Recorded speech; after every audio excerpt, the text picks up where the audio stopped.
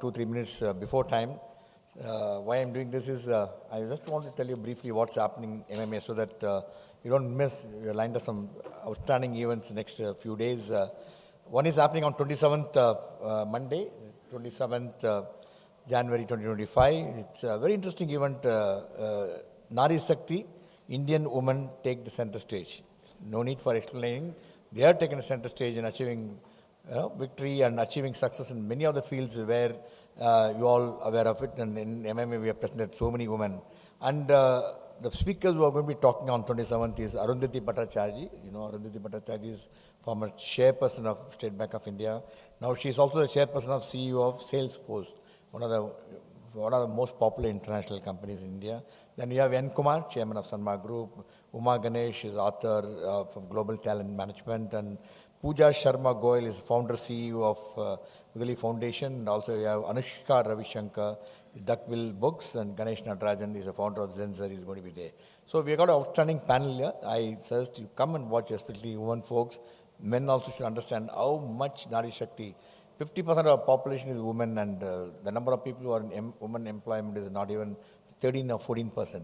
Imagine almost 30% are left over. If they also join the workforce, what will happen to India? If India has to become one of the largest $5 trillion economy, or even if you think in terms of GDP growth, everything has happened, we've got a lot of idle manpower which is not utilized. That's why we're doing quite a bit of work on this women empowerment, our women convention, and even our annual convention. We see a couple of sessions are being focused on these areas because we wanted members to come and see and get how women need to be empowered. All that we need to really see and listen, watch these people. I think we'll get inspired.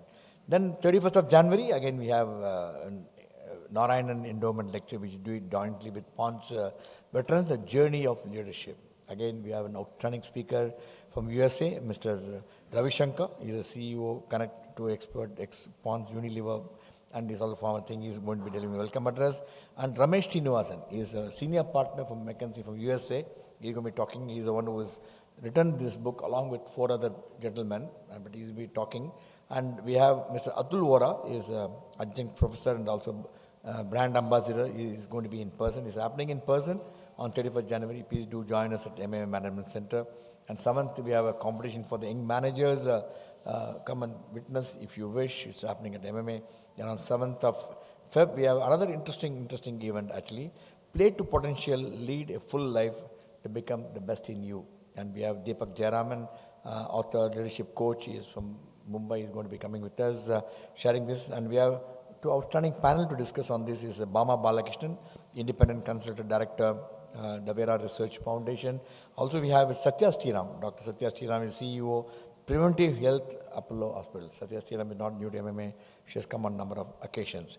Then on 12th is our flagship event, MMA Annual Convention, Foundation for Building Resilient India. We have outstanding, powerful 24 speakers from 9:30 to 5:30. Each one of them are very good. Some of them, I'll walk miles to listen to them. Commando Nevetia, he is the one, 26/11 bomb attack on Taj. He is the one who took 4 shots on his chest and continued to operate and rescued 135 people who have got stuck. He is one of them. We got technology. We got the head of Uber is coming and talking about technology. We also have IIT professor is there coming and tell us, head of who created IIT, IIM Ahmedabad. He is going to be talking to us. Inaugural session, we have Velayan Subbiya, who is an International Entrepreneur of the Year Award winner. He is going to be talking to us, and along with Navneet, he is also Secretary of the Government of India. We have lined up some outstanding speakers, including Pratham Mukherjee. Pratham is going to be coming to us. I know how many of you know about Pratham. Pratham is the one who does research on our school education. What standard and how the schools are maintaining it all over India. They do some phenomenal work. And then we got Prasanna Nachyapan is be talking on social resilience.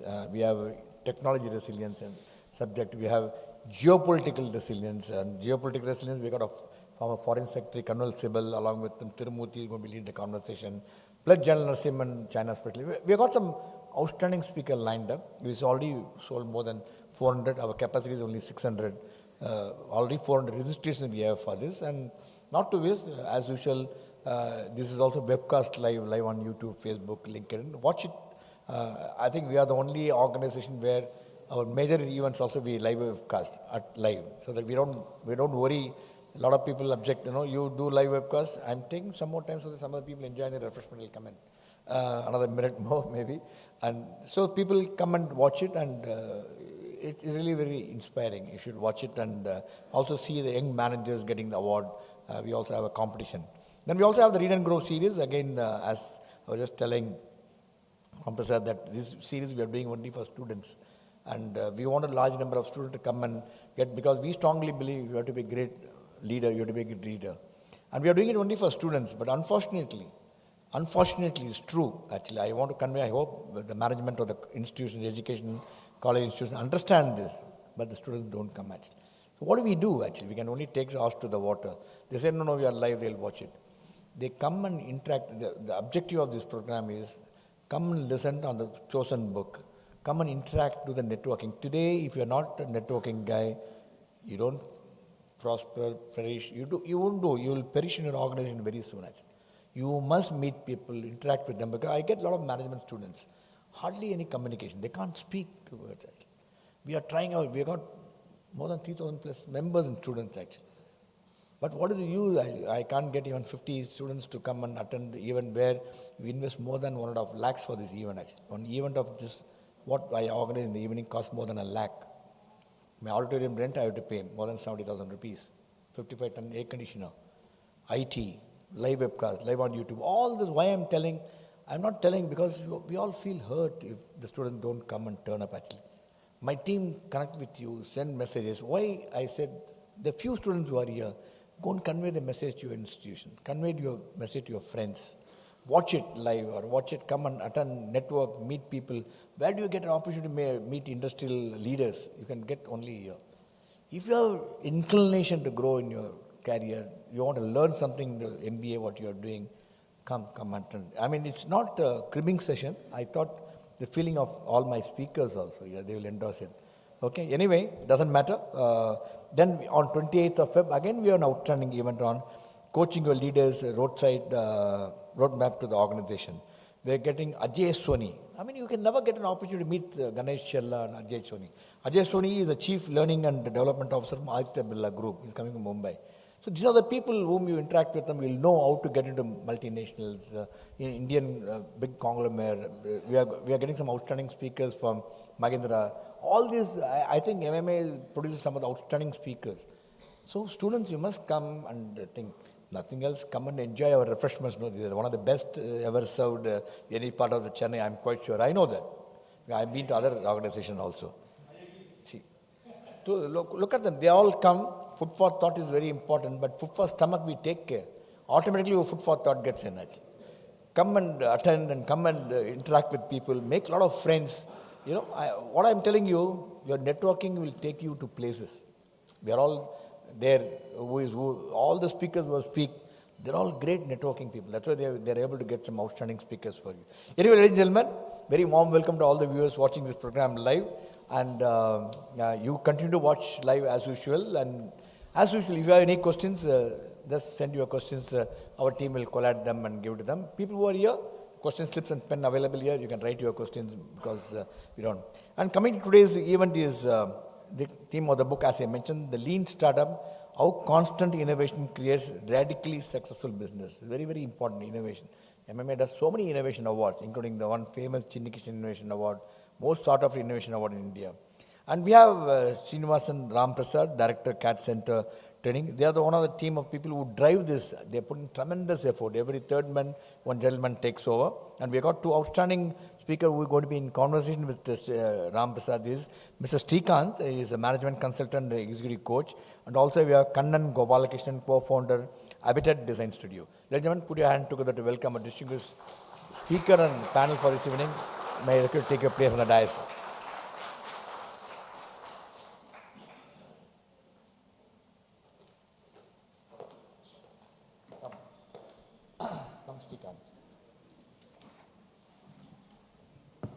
And each of the speakers who are on the stage, yesterday I can vouch for it, Mr. Ramaprasad, they are all so much grown up, getting to know people, and especially Srikanth.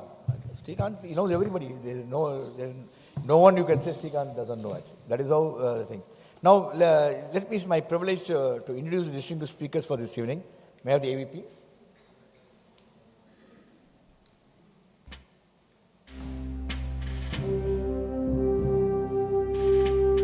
Mr. Kannan Gopalakrishnan, an accomplished architect, co-founded Habitat Design Studio in 2015, offering services in architecture, interiors, and turnkey contracting.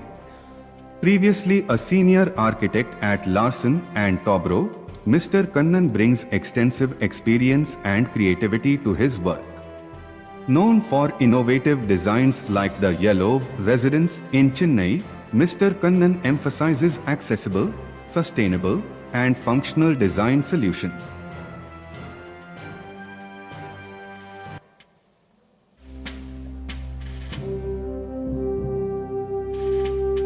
Mr. S. Srikanth, a certified executive coach and BITS Pilani alumnus, specializes in leadership development and organizational effectiveness.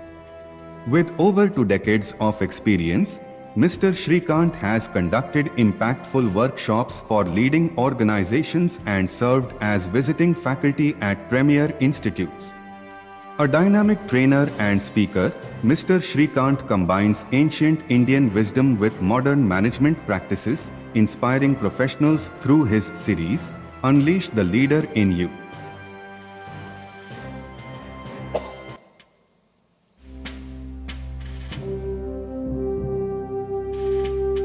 Mr. Sreenivassan Ramaprasad, a BITS Pilani graduate and certified NLP practitioner, is the director of CADD Center Training Services, Asia Pacific's largest CADD training network with a presence in 30 countries. Mr. Sreenivassan played a key role in transforming CADD Center into a national brand and building its equipment business to 50 crores rupees.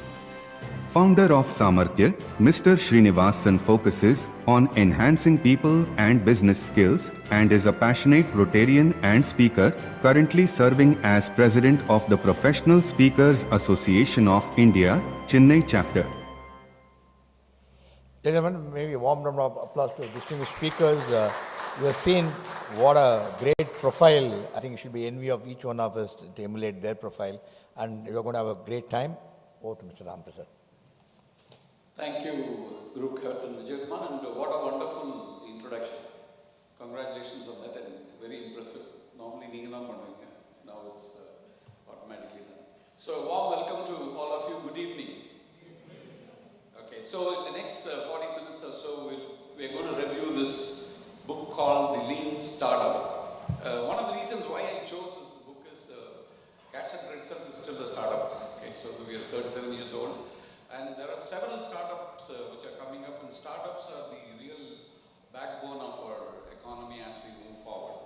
And this particular book by Eric Ries actually gives a new perspective on how a startup should think. So it's a guide for entrepreneurs aimed at transforming the way businesses are built and products are developed. The book introduces the scientific approach to entrepreneurship, focusing on efficiency, learning, and adaptability to minimize risk and maximize success in uncertainties. Okay? So I'm going to quickly share with you the key concepts and principles shared in the book before I go on to the panelists. The first key concept is what he calls a build, measure, learn loop, which is basically an iterative process. Like many organizations, when they come up with a new idea, they try to sort of invest heavily and then come up with the idea and build a product, and later on the product may fail, and which means all the investment goes waste. So what he says is, you build a minimum viable product and release it to the market, measure its performance, get some quick feedback from customer, and then build a sustainable model based on the feedback step by step. So that's the kind of change in approach he's saying. So he gives an example of Dropbox. Dropbox initially launched just a video of how it can be helpful to the people in managing their files, and once they started getting more response for that, they started developing the product. That's how it worked. So that's the first build, measure, learn. This is what called. The second concept is the minimum viable product, which means the base skeleton. The NLP is the simplest version of a product that allows a startup to gather maximum validated learning, because they have an assumption that this product will work or this concept will work. So it starts small, test the assumptions and avoid over-engineering before it actually meets the customer needs. So here he gives an example of Zappos, which was an online shoe selling company. In fact, when they started, they just displayed the photographs with the price online and checked whether customers are responding or willing to buy shoes on online. And once they saw a lot of response, they developed the platform and grew, and within 10 years they sold their company to Amazon for a big value. Okay, so another example of minimum viable product, like the actual product is not ready, but you test the concept and then build the product. The third one is the validated learning. Okay, this refers to systematically validating ideas through experiments and customer feedback, which means entrepreneurs test hypotheses to learn what works and what doesn't work by giving the product. So he gives an example of a company called IMVU, where he is a co-founder of the company. It's a 3D chat thing where Avatar was introduced for chatting purposes. So he thought Avatar will be greatly embraced by people for using it in messaging app, but later on he found that it was not taking off as the way he wanted, so he changed the direction and he didn't invest much in that direction. So that's the advantage when you have validate your assumptions by giving a sort of a minimum viable product. Then he talks about innovative accounting, which is framework for measuring progress in startup, focusing on actionable metrics rather than vanity metrics, which means if you have developed an app, don't just measure the number of downloads done, but also check how this product is used by them. So he is talking about a fitness app which is downloaded by people, but they download and they don't use it, means it has no value. But once they download, they start using various functionalities of the software, is the real metrics based on which they further develop. So that's the example he gives. So innovative accountability, he calls it. Then another important concept is pivot or persevere, which is basically startup decide whether to pivot, significantly change to product or strategy, or persevere in the same path based on the data and insights from the build, measure, learn, loop. So in fact, he talks about Groupon. He gives an example of Groupon as a social fundraising platform. It started as a social fundraising platform. Later on, realized that it turned out to be a group buying deals when their experiments revealed that users are more inclined towards that. So you can change direction. In fact, CADD Center, when we started, our original intention was to provide CAD printing services.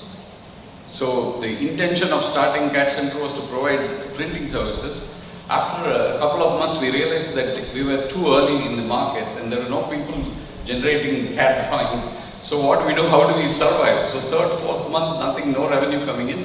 So immediately we pivoted to training, and rest is history. Because training grew, and we are one of the largest Asia-Pacific, largest training center, sustainable business, and we rode the wave.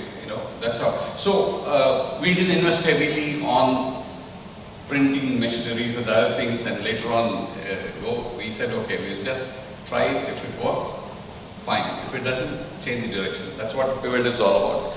Then continuous deployment, which is basically rapid deployment of new resources or iterations to ensure quick feedback. This helps startups to respond to customer changing needs and faster, and reduces any wasted effort. You don't end up developing unnecessary things. So he talks about how Amazon employs continuous deployment, keep changing the small updates and new features frequently to test how customers are responding to the changes, based on which the development happens. Then the next concept is lean thinking. So this is basically derived from the lean manufacturing concept from Toyota. So how you just make it when what is required and avoid all the waste. A similar concept is lean thinking, where focus on value creation, optimize resources, reduce risk, and make it more efficient in startup operations. That's what he says. So these are the concepts he shares in the book by and large. And the book is structured in three parts. First is the vision part, where he discusses the entrepreneurial mindset. See, most of the entrepreneurs think that, okay, it's only creativity, we go and create things and, succeed. No, it's not so. It has a strong management principles behind it. Though you're an entrepreneur, you need to be as structured as a large organization. It's not that, okay, you're small, you can be the way you want. You have to be as structured as a long organization. And second part is steer. Okay, delves into build, measure, learn feedback loop and explains how startups can pivot or persevere based on the insights from the experience. It shows the direction. Okay, I have a concept, I have built, measured and learned based on the feedback. Now which direction do I go? Do I invest further in the same direction or change my direction? Okay, so Instagram initially started as a check-in app with multiple features. But then after analyzing the user behavior, the founders discovered that photo sharing was the most used feature, leading them to pivot into a photo sharing app. So initially it was an app which had several features. But today Instagram is known for just photo sharing because they found that that is the main feature which was used by the user. That's a customer feedback. Then the third part is the accelerate. Once you establish, okay, customers are wanting this particular thing, you go in that direction in a big way. Or if you realize that they are not wanting this particular thing, pivot and change the direction. Okay, so Airbnb's success came from focusing on improving trust between hosts and the guests by adding features like host verification, professional photography, which scale the business significantly. So some of the practical applications, many of the entrepreneurs, if they go through this book, they get a lot of guidelines, basically, as to how you can build your business over a period of time to be sustainable. And even larger organizations, when they come up with the innovative products or they want to introduce a new product, they can take up a lot of the principles from this particular book. And it can be extremely useful for any new product development or any sort of development or services which will be useful. So my conclusion is it's a real must read for any of the new entrepreneurs or divisional heads within large organizations who are expected to innovate and bring about new products from time to time. Okay, so that's the brief summary of what the book is all about. Now I will turn to my two lovely panelists, well accomplished, one architect and one chartered accountant, both running their business. So I chose them because I have to explore how relevant this book and the reading was for them. So my first question to Srikanth, the same question is applicable to Kannan later. So what are your key takeaways from the book and how did you enjoy reading this book? Definitely it was a pleasure to read the book, and it brings a new perspective into startups. Basically, see, lean manufacturing or lean is not unknown. It's very well known in manufacturing circles. It's been there for quite some time now. So right from 95 we've been talking lean manufacturing, JET and everything. But then what Ries has done is take the lean manufacturing concepts and apply them to startups, which is something very strange. And the way he's done it, the way he is giving examples is nice, especially. But that is not the main thing. What I feel is pivot and persevere is something that I really enjoyed, because I've interacted with a lot of startup owners and startup entrepreneurs. One thing I find is they get locked into one idea. There's only one way of doing it. And then they keep on pumping in resources into it, even at the cost of losing money for the venture, the investors. Now, if they only read this concept and they really do this type of build, measure, maybe they will come to the conclusion that maybe this is not the right way, maybe we can pivot and go another direction. Now, but then it has to happen. The book suggests it and gives extraordinarily good case studies about how it can be done. Then they should, this is my takeaway from this. The other takeaway is a quotation. He defines product very beautifully. He says product is anything that encompasses value for a person who becomes or is willing to become a customer. Fantastic definition. Product is, he doesn't go for the, so which means product is now opened out. It is no longer a thing or even a service. It's anything, any attribute of something that some customer wants becomes a product. That's another wonderful idea. So any need is a product. Any need. And if you are able to satisfy that need, I think that is a product. And that definition was something new for me, and that's something I'm going to take away from this book. Wonderful. Yeah. Kannan, your views. Yes. Firstly, when I read the book, I first thought that, okay, he defines startups in a way which I was not very accustomed to. So when they put startups as a kind of business which is not traditional, which is out of the traditional mindset. So you need an entirely different mindset of management to manage this kind of a maverick company. So if you've been doing a certain things in a certain way for hundreds of years, and then since what you're doing is absolutely, it's taking a complete U-turn, how you do it obviously has to change. So that is one of the strong key takeaways for me. Apart from, to adding to what Mr. Srikanth was talking about, one of the key things that I learned, which was directly, which would have a great impact on my business, was to close the feedback loop brilliantly. Because feedback loop is something which, as as time goes by in your business, we have a complacency, we have an assumed reaction to, okay, yeah, my client's going to love this. So you create something and then you automatically think that, okay, no, I'm going to have a blast of a time with my client during the meeting. He's going to love this and they're going to say yes to all the things that I'm going to say. So at some point of time, that assumption, that soap bubble gets pricked and you fall down to the floor and your learning starts there. So this is a kind of a thing where you take that feedback and then you meticulously re-engineer your product and then you bring it back into the fold, and the magic only happens when that feedback goes into your process and not just that one single product that you have delivered to that client.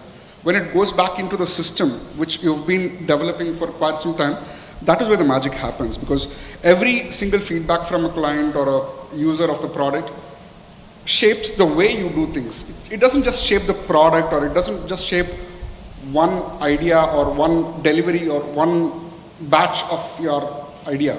It changes the way you do things. It changes you as a person yourself. So that is one of the major takeaways for me. And there is this famous saying in Tamil. It goes as "Oru pani sotrukku oru soru padam." So that is kind of what Mr. Ries is saying. It translates to when you're cooking a rice in a pot, you don't have to measure the softness of the rice in every single morsel. You just have to take one grain, one morsel, and you have to see if it's done. So if you can do that, you can assume that the rest of the grains are all cooked properly. So that is what Ries was suggesting. So we have quite some examples which I might be sharing in the later questions, which might come. So we followed the thing and we incorporated several ideas, and it had given polar results, not necessarily the positive results. It has given astonishing results, both positive and sometimes it makes me rethink, okay, what have I been doing all these years? That kind of thing, yes. Wonderful perspective. So feedback loop is very, very important according to Kannan, and the pivot is something which is very important. The definition of product, which is actually something which came up. So my next question, so among all these concepts like build, measure, learn, minimum value product, validated learning, which concept really resonated with you? Like where you say, okay, this dumb, like this, I could really relate to this particular concept. From the perspective of startups, I think. Yeah. See, as I told you, startups generally, get hold of the founder. Actually, see, basically it's an idea that gets converted into a business. Now that when that happens, sometimes there is a lot of stubbornness about moving away, but that's pivot and persevere. Going beyond that, he suggests, the build, measure, the measure part, very clearly he talks about two things. He talks about one thing called value, and he talks about growth. So value metrics and growth. So both value hypothesis and growth hypothesis. Now, this is, I think, what we should, many startups don't do this. They, as he rightly said, they honestly think what they are doing is what the customer wants. So the value hypothesis needs to be tested, possibly periodically, and the only person who can validate this hypothesis is the customer. Nobody else can do it for you. I don't think a market survey or a marketing, with all due regards, consultant can do it for you. Maybe the consultant could do a fair survey and give. Now, one more thing which I also found about this book, one of the criticisms is, see, that's nice, but then you cannot take the customer for granted. Sometimes the customer doesn't know, but how to correct that? See, there I think Ries makes a very good point. He is not asking you to talk to a single customer or even a group of customers. He's saying go across broad base of your customers, collect data and study it, and then see statistically where it's moving. And if it's moving away from where you think it has to go, I think there's a reason to question the value. And then of course the growth hypothesis. So I think that's going to put their feet firmly on the ground. If a startup really follows this, then what happens is they'll be able to go to market faster, and they'll be able to hit with the right idea, right product faster, rather than keep guessing and making mistakes, costly mistakes. It's not just money, it's also time spent on this. Many times startup entrepreneurs who fail, it's not the money that they regret, it's the time that they wasted on this. So they could save all that if they follow this idea. So unlike the conventional marketing survey and finding that, okay, this could work, what he's saying is just actually test it. Get it across and get the feedback of the customers so that you're absolutely sure about the outcome. You minimize the uncertainty. I think that's what resonated with you much more. Okay. What about you, Kannan? So yes, there are a couple of concepts which deeply resonated with our practice, what we do. One of the things is quick testing. Okay. So when you roll out a product before it's 100% ready, and then you put it out in front of the client and say, hey, what do you think about it? And the client doesn't have to know the full picture to give you a basic sense of whether he likes it or not. For example, I'm just going to give you an example of my own business. So when we are making, let's say I'm designing a residence for Sreenivassan Ramaprasad, for example. So let's say I'm making this beautiful bungalow type building with neoclassical semicircular arches, white marble and pediments and all that. And then I make a beautiful picture, I make an artist's impression of it, I put several maneuvers into it, and then I go to Ramaprasad and then he says, oh no, I'm looking for a postmodern building. I'm looking at something in steel and concrete. I'm not looking at marble and stucco. But all the hours that I've put in, assuming that, okay, Ramaprasad is that, he would probably like this. So that is all going to waste. So instead, what I could do is, I could probably show examples of the buildings, the types of buildings that we have earlier designed, and then put it across to them, hey, what do you think about it? So they can give me examples of the pictures that they liked, and also the pictures that they did not like. So that gives a clear indicator of what are the do's and what are the don'ts. So I can steer clear of the don'ts. So I don't have to waste half of my energy into things that are absolutely not going to be liked by the customers. So that is one of the clear things which resonated with us. And one of the things which actually kind of had mixed reviews was we were thinking of having, once I read this, okay, yeah, I'll apply it onto a project. So what I did was I made a sketch of a building, and then I called the client, and then I proudly showed him, see, this is how your building is going to look like. And then this guy was like, but that's a sketch. It's not a building, it's a sketch. Okay, so they thought that a sketch is formed without due engineering, without due consideration of their requirements, without going through the process that it has to go through.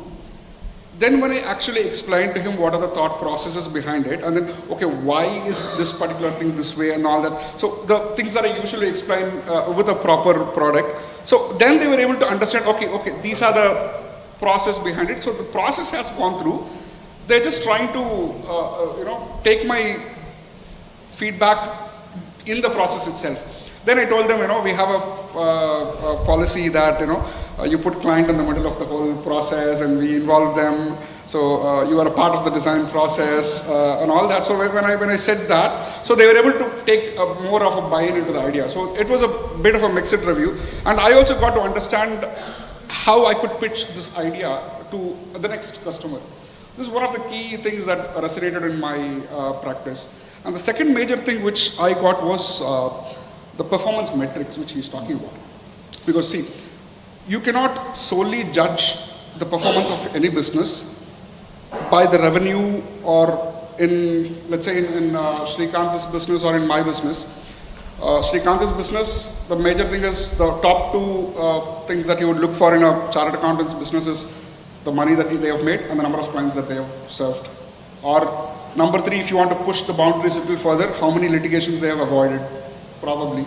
So in my business, if you see, the metrics would be amount of money that I've made, the square footage of buildings that I've designed, or the number of buildings that I've designed. And we usually don't talk about the quality. We usually don't talk about that. That is not even on the top 3 or 4 things, but that is something which I thought was really important to we have to bring that thing into the conversation. Then about 3 years ago, I introduced a concept in my office. It's called post-occupancy evaluation. Okay, so what I was going to do was, once I've handed over the design, once the construction was done, once the users have occupied the building, we walk into their building after a year or 2 years or 3 years, and then we ask them a series of questions depending upon the type of building, what it is, and then ask them, this is how I intended it, and how are you using it? How comfortable is it for you? Are you getting what you wanted to get from this particular thing? So the answers to the question is astonishingly, sometimes we are so spot on with our vision, and sometimes we are so far away from what we intended that, it makes us question the whole process itself. So the way you define your metric is one of the key things that resonated in our thing, because we constantly keep changing the way we measure success. Okay, so metrics played an important role. Another important thing that came out is sometimes minimum value viable product can backfire, like Sketch. So Sketch was considered as it's not up to it, unless he explained. So that is the downside of this MVP. So my next question was, how these concepts are they really relevant to your business? Can they be used, or it's only for startups? That's the question. I think many of it you answered, but still, if you have some more, please share with us. Yeah, you can. You want me to go? Yeah, you can. Yeah, let's change the order. Okay. So I recently, read a book or watched a video of on Simon Sinek. He's an author and he's a motivational speaker. So he talks about SEAL Team 6. Okay. SEAL Team 6 is the most productive organization in the entire world. And he was interacting with the captain of SEAL Team 6, and then he asks him, what are the qualities of a Marine or a person which you want, so that you can tell him that, okay, you are a SEAL Team 6 member now. So this general immediately, pulls out a paper and says, he draws a graph, x-axis and y-axis. On the y-axis he writes performance, and on the x-axis he writes trust. He says that anybody with a high performance, I have a doubt in my mind. I do triple checking to anybody who has a high performance quotient. Anybody who is low performance, I do the check only once. Because his idea was, if a high performing member has a low trust value, then it becomes very toxic to the entire situation. And if a high trust person has a very, very low or even a negligible performance is something you can always improve. There are tons of metrics for that. So taking metrics for trust is something which there are absolutely no known metrics for trust. So when Ries was talking about different types of metrics for how do you measure success, when he was talking about, don't measure in conventional terms like finance or how much money you've got, or instead talk about what is the customer engagement that you've produced. So instead of getting the customers is one thing, marketing is one thing, and how customers react with your product or how customers engage with you, what is the quality of the engagement that you have. And when he talks about that, that makes me, that made me wonder a lot of things, because often the kind of questions that customers ask us is what defines us. They ask those questions which they think you can answer, which they think you are confident of, which they think you are capable of. So you can see the way they are asking the questions, and then you can create a picture of what they have about you in their mind. So that was a very good insight for me, which I thought, directly I can use that kind of a metric, in everyday discussions and topics. See, basically, as you know, I'm a consultant and a practicing CA, more of a consultant. So directly in my organization, I don't see any, because this is for startups. Ours is a 50-year-old firm. So seriously, I don't see. But then I always look at myself as a startup, in the sense that every day is, the organization has to think like a startup is one point. But in that spirit, I am not able to take much, because lean, see, we are already a process-driven firm, and we already have processes in place, people who work for processes and with processes and all that, and customer-driven, client-driven and all that. See, for example, if anybody, you can walk into my office anytime, call any random employee of mine and ask him and call him, who is the most important person in your organization? I assure you, he will say, not Srikanth, client or customer, client. So they know it, and we always listen to the client, and we don't make that mistake of assuming, because when you assume what the client wants, you make an ass of him and me. So assume makes an ass of you and me. So better not. Rather ask, find out what is it you want. And then, as you rightly said, give them options and then choose. Having said that, from a different perspective, I loved some of the concepts, because usually lean is rarely associated with service industry. We have value analysis for service industry to an extent, we do it. But pure lean principles, I think applying it in service industry is a good idea. Not necessarily startups. Even service companies like architects and accountants can look at it. I'm thinking of implementing some of the lean ideas, like he talks, instead of just in time, sometimes the idea we should plan it in such a way that we don't delay too long the gestation period. That sounded nice. We can reduce the time. And one of the things that we do in lean, and one of the goals of lean, is cycle time reduction. So in service industry also, we can look at cycle time reduction. Means, for example, in an audit, it's like from the date of starting, commencing an audit to sign off. How short can I make it? How much of the process can be clarified to the client? I mean, this is something I learned, and I think I will apply it to the thing. One more thing. See, normally in a service industry, we rarely talk about work in process. But somewhere in this book, Ries talks about work in process for a startup. He says the time already spent on a particular developmental effort, he says that is your work in process. See, usually it is expense to the profit and loss, but Ries talks about it as a balance sheet item. That's something very unique, and not for me, but I'm sure I'll be sharing it with a lot of my service clients and telling them, boss, this is your work in process. So reduce work in process.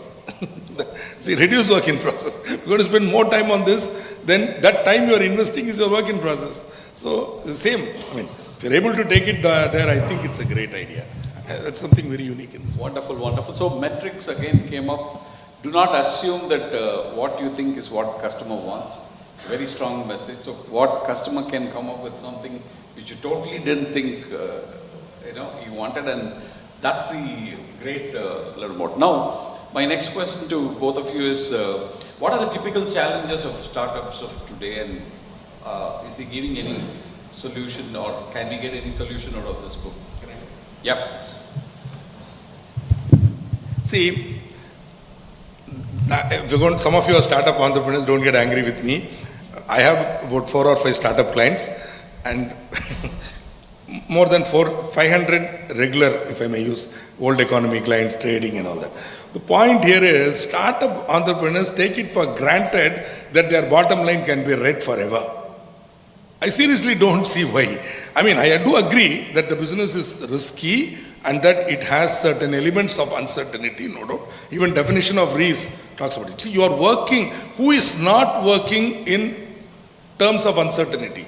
Even conventional businesses are faced with uncertainty, right? Now, what type of uncertainty is it? Having said that, some of the things, that here are so interesting and so relevant. I only wish startup owners would read this book, because so that they can shorten the process. Right, people are willing to invest money into this business, knowing that you're going to spend it, and some of it may not result in profit earning. Agreed, but how long can this go? I mean, with due regards, and I'm sure all of you have already read it and analyzed it and factored it. We found a company like Dunzo folding. Why? Possibly because the owners that too, remember, it is being backed by a giant. Okay, and why would this happen? And finally the giant says, sorry, I can't help you. And why is this happening? Because startup entrepreneurs need to really seriously stop looking at vanity metrics, which is what he's talking about. See, these vanity metrics without any impact on the bottom line. How far can this go? And how long funding is there, but then why would somebody give funding for it? It's a bigger question. As an accountant, I seriously don't understand even today. Why would somebody fund a loss? See, I would never do this for a conventional business. If a conventional business makes loss for 3 years, the bank would foreclose the loan.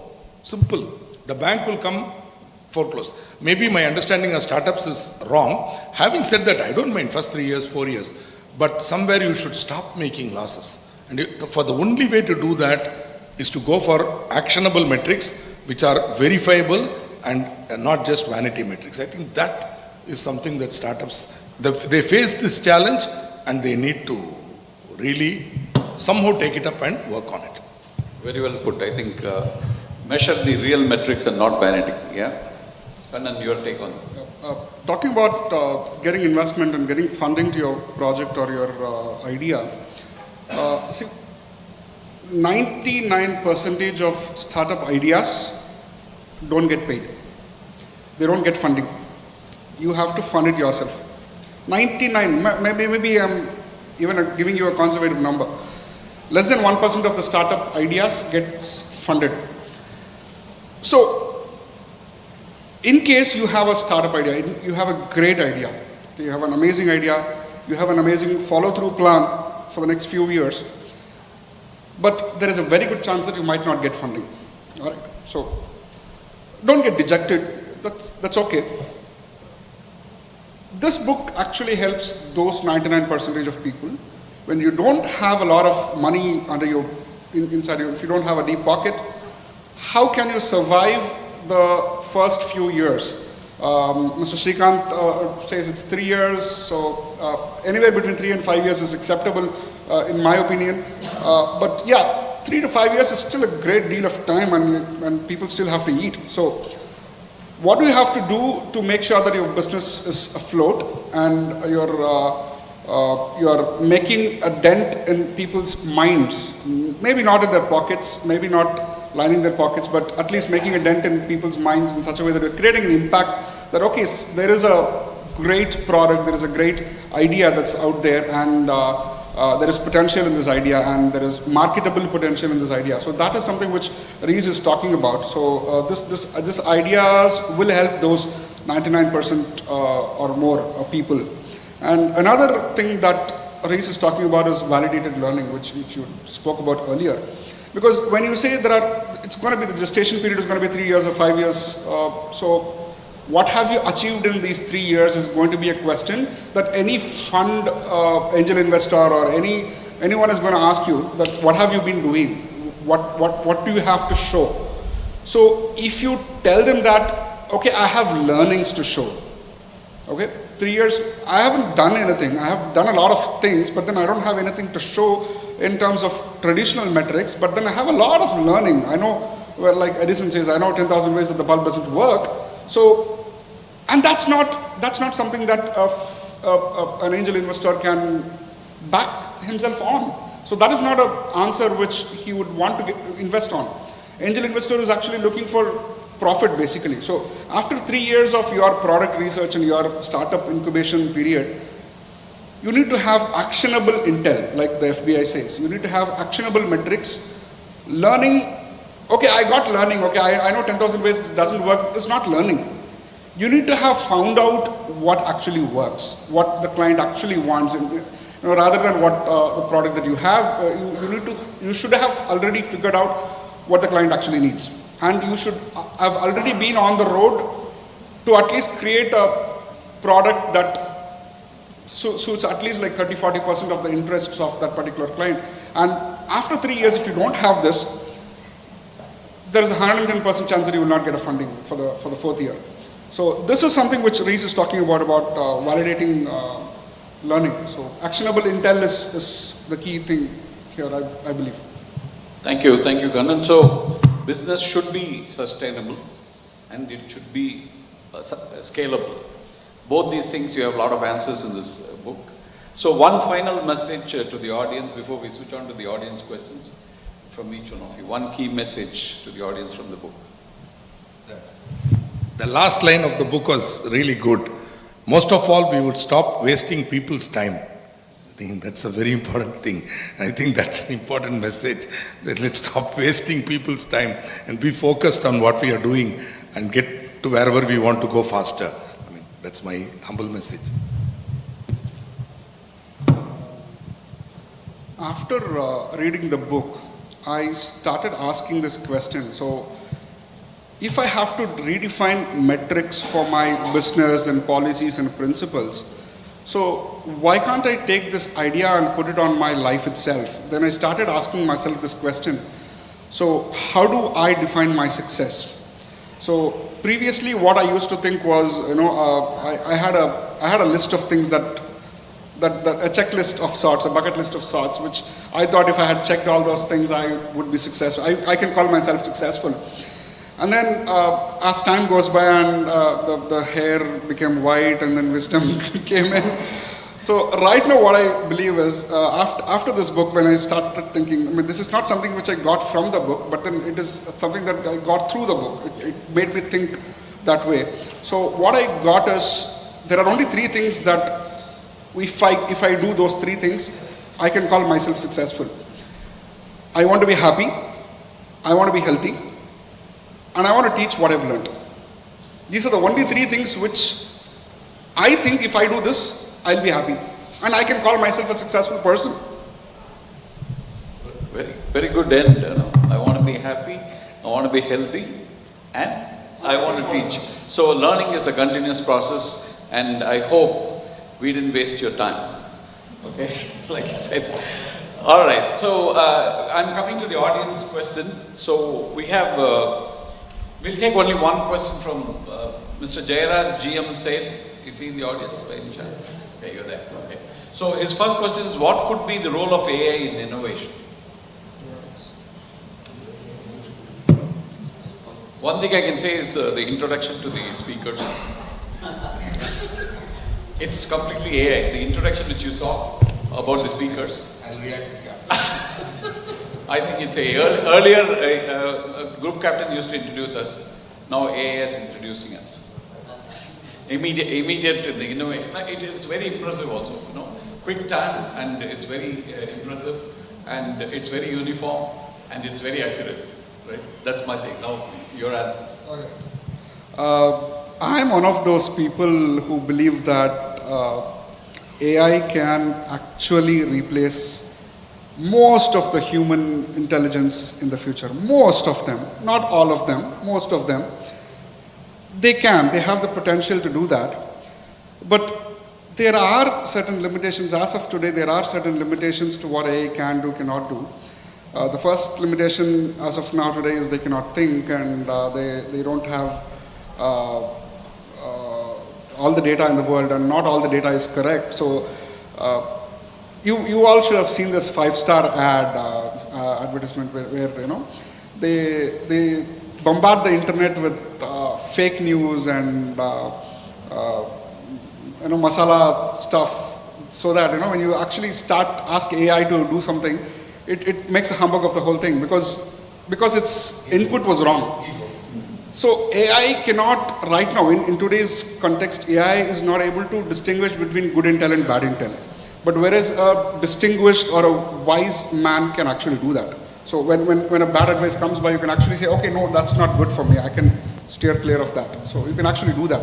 So human intelligence that way is, by far in today's terms, it's going to be there for another 10 years or so. But after that, watch out. So the question is, can it help innovation? May I react? Yeah. That's exactly. The question was, what will be the role of AI in innovation? Now, the answer to that, in innovation, that is it. So the answer, sir, is like this. Sir, AI is a fantastic tool, right? AI is a fantastic tool, but a tool cannot innovate. Innovation is an entirely human exercise. It is only a human being who can say, hey, this is how it's been happening all along. Maybe there's a better way of doing it. That cannot be done by AI. But once the human being says, hey, is there a better way of doing it? AI can help him by giving a lot of inputs that he cannot collect on his own. I think so. AI and human beings have to partner in innovation. It cannot be that AI can innovate for you. Innovation has to be a human process. But once we decide to innovate, how to go about it, definitely AI can give you the. Exactly. It is always, it's always a hybrid. Never ever forget that. Don't give AI some sort of some supernatural status. It is a tool. Like this mic is a tool. See, there is no equal. There is no equivalent to natural intelligence. Artificial intelligence is always artificial. So, but it helps you with all the mundane, data collection. It will give you the entire canvas for you to innovate. That's the help it does actually. Okay, now the next question is to Srikanth. What leadership qualities are most critical for successfully implementing the lean startup methodology in fast-paced environments? So I think Ries himself points out some of these qualities. One is an ability to continuously learn. See, the leader should be somebody who is willing to continuously learn. So, and that needs another quality there, which is humility. See, if the person is not humble to accept that there could be another way of looking at the same situation, learning simply doesn't happen. Forget unlearning. Therefore, I think one of the important qualities for implementing lean startup methodology is to become humble and be willing to learn from epporul, ettanmai tayinum, apporul, meipporul kanbadu arivu. If that quality of continuous learning from anywhere and any source is not there, I think this whole process will not work. It's my humble view. And possibly tolerance to failure. Tolerance to failure, correct. That humility will bring all that. So that you agree, yes, I made a mistake. Come on, let me try and some other method. Okay, now next question. Okay, that was from Priyanka from Alvarpet. It's an online question. Next one is from Divya from Chennai T Nagar. Mr. Kannan, as a co-founder of a design studio, how do you incorporate customer feedback into your innovation process without compromising your creative vision?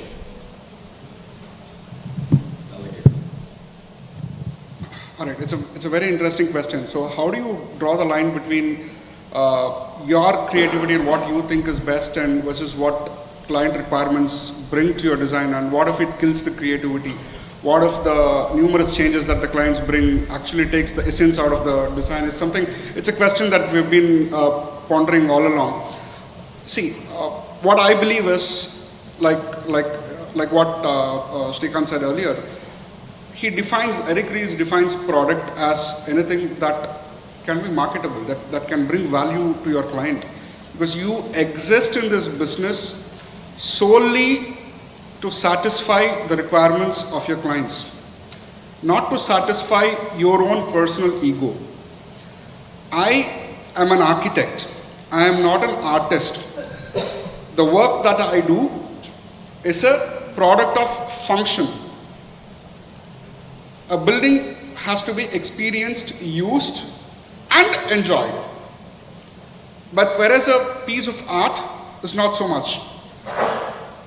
If it's beautiful to look at, if it makes your room bright, if it makes you think, if it makes you engage in intellectual, meaningful conversations. Yes, that's a great piece of art. A great piece of art. But you can hang it on the wall. You cannot use the art. But whereas architecture is not that. It has to be able to be used. People have to walk in. The two lines that I draw become corridors through which people walk for next 40 years. So there is a lot of responsibility that is embedded onto that. And most of these responsibilities come from the programmatic requirements. Programmatic requirements are not what the client wants, it's basically what the program wants.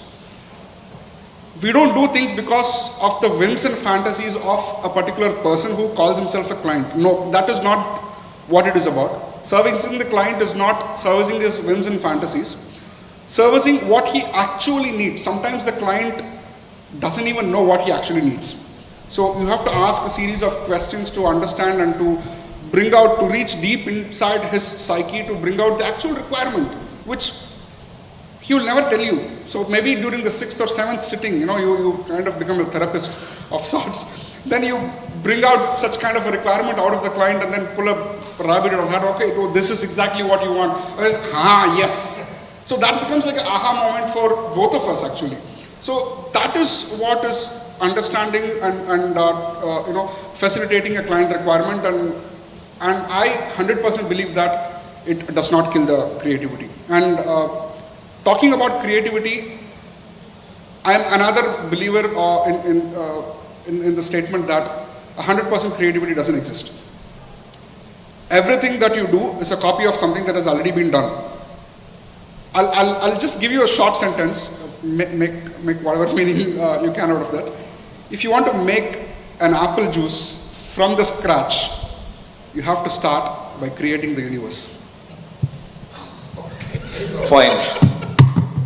Well said, Kannan. One thing I understood is you lead your client towards your creativity. Okay, fine. Next question to Srikanth. Sonia from Salem. Could you share examples of startups you have worked with where refining the MVP significantly altered their business trajectory? Sorry, that would go into confidentiality issues. Sorry, Sonia. Okay, next one is to Kannan. As Habitat Design Studio encountered situations where customer needs shifted mid-project, how did you adapt without losing momentum? It happens all the time. So actually what we do is this is another thing that came along the way for us. We started making a KYC form, basic of sorts. You can call it a KYC because the way banks and financial institutions do. So we have a 8-page checklist that allows people to communicate with you on specific questions that we ask them. So, for example, if I'm designing a house, there are questions that are very pervasive in nature. I ask, how many pairs of slippers do you own? Do you have a pet? Or the following question would be, where does your pet sleep? Does it sleep on the balcony, or does it sleep on your couch, or on inside your bedroom on the floor, on a rug, or does it sleep right next to you on your bed? Because I need all this information to give exactly what the clients want. So what I thought was, my earlier requirement sheets were just 1 page of requirement, and before that I did not have a sheet, I did not have a questionnaire. I just asked the clients to tell them, okay, now tell me what you want. And then I started noting it down. And then I started doing that, exactly. I did exactly what they wanted. And then at some point of time, they realized that, okay, no, this is not what I want. And that is perfectly all right, because it is not about them, it is not about the client, it is about the product, and it is about the project, it is about the piece of work itself.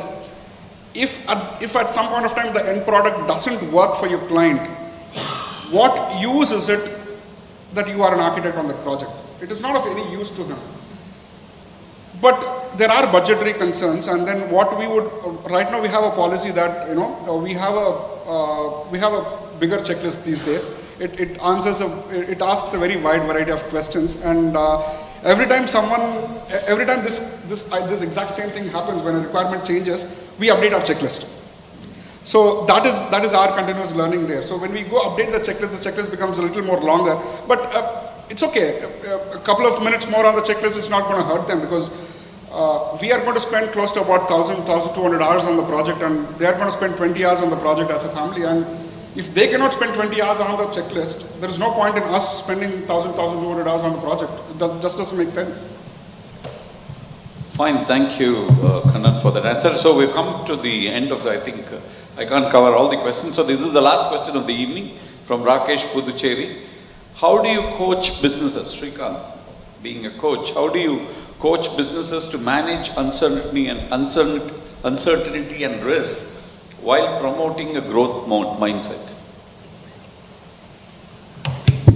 Maybe you should attend Ganesh Challa's program on coaching, because coaching is not about telling them what to do. Coaching is basically about understanding them and then helping them to achieve what they want to do by things. So yeah, basically startup entrepreneurs, the type of coaching that they need is validation and constant support. See, there are small points where they don't see, maybe showing them the way, but no coach can ever tell the coachee what he is supposed to do. We can make him understand and come there. So if growth is what he wants in his business, we can show him, we can make him study, and we can give him tools on how he can do that, and give him some data, and then make him come back. And that's how it's happened. I've coached 2 CEOs of small SMEs, like in the range of 30 crore to now they've taken it to say 70, 80, 100 crores. So these entrepreneurs, generally I used to spend 2 days in a month, and we will only talk about their business, what they are doing. I would never ever tell them what you're doing is wrong. I would ask them, hey, have you thought about this? Have you thought about that? And then slowly they keep moving towards growth. That's what I found. Thank you, Srikanth. And finally, I was researching, did any of the, you have one more question? Do you have time? Yeah, please. So with regard to capital goods industries, say you are, Mr. Srikanth, you are referring to continuous losses for the 4 or 5 years. See, capital goods industries, there are some limitations. You will be incurring losses for maybe even up to 7 or 8 years also. The only question is, the losses they have to bear, and then they have to continuously wait for the results. Sorry, wait for the results Reversal. to be positive. results. See, I came across one company manufacturing short blasting machines. Machines will be costing around 30 lakh to 4 crore. The production itself will take nearly 6 to 7 months for a machine. See, that type of company, they are having nearly 12 branches in various 12 countries. Each country will be having either 1 or 2 companies only, 1 unit only. See, in that company, I am a cost auditor. I was questioning why you are incurring for nearly 4 or 5 years losses, and then you are continuing. No, my experience is 5 to 6 years I will be in losses only. They put around 80 to 90 crores. Continuous losses is accumulated for nearly 14 crores also. Now they are in the 10th year. Continuous 4 years, they have wiped off all the losses they put. The person who has put up the industry, he was having that confidence. No, it will be there 4 to 5 years. I will not bother about what is the losses. That is validated learning. No, that is validated learning. See, long gestation industries are there. I agree with the infrastructure is another classic example, but you are comparing it with a startup. See, in this case, the entrepreneur, he put his own money, and he borrowed from the bank. 1 second, sir. He borrowed from the bank, which has to be repaid out of his pocket. That is when then I appreciate him for his perseverance. But when you take somebody else's money and you keep using it and making losses for 4 years, and that too on an idea, let's see, I don't know. No comparison, but I take your point. We got your views. Okay. Understood the point. So I'll finish. Like I was looking up, researching whether there are any company benefited by this book, the startup in Chennai. One was Agnikul Cosmos. Agnikul Cosmos, which was founded in 2017, you can look up. They are creating wonders in space. They are almost competing with NASA and helping ISRO. That is one company. And Bang Basa is the other company. Bang Basa, which is again a startup which followed these principles, and they have really grown well. So it is applicable and it is a great book to read. So thank you very much for being so attentive, and thanks to all the online viewers. I hope this session was useful in taking some insights back with you. Thank you. Thank you, sir, because we would like to close on time because a lot of online viewers, we can't. That's the reason we really request the members not to take to the mic and pass the question. That's the reason. Thank Agnikul Cosmos. He's come and spoken MMA. It's a very interesting story. You go to bankbazaar.com. So Shetty has come and spoken. All that is are available. It's all talks are available on YouTube, and you really enjoy watching them actually. May I request you please step forward and please do us the honor of accepting a small memento. Venkat, can you join us? Mr. Nagapan, can you also join us and present a memento to the speakers? We also do a lot of CSR work. It's all CSR work created by the children, which you would like to give to the members, and also a book published by MMA. Ramaprasad.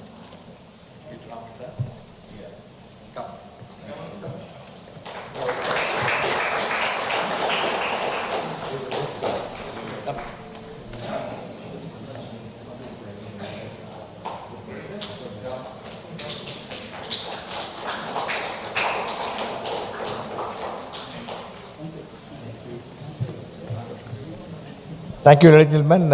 Bye-bye. Good night till we meet again. Get back home safely.